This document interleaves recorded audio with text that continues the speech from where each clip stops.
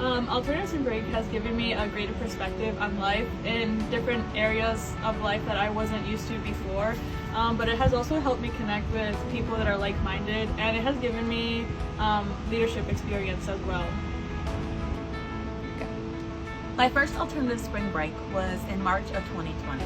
We went to Kansas City, Missouri and did a variety of different events, such as the community kitchen, community garden, Habitat for Humanity, and then we also did some landscaping around the local zoo.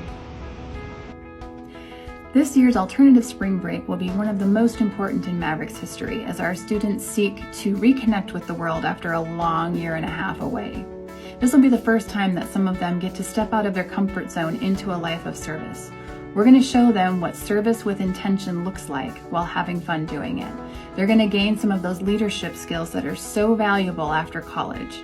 We thank you so much for your time in watching this video and hope that you'll consider supporting our goal of $2,400. Donating anywhere between $15 to $100 will ensure we have access to food, van rentals, and safe lodging while we're in Chicago.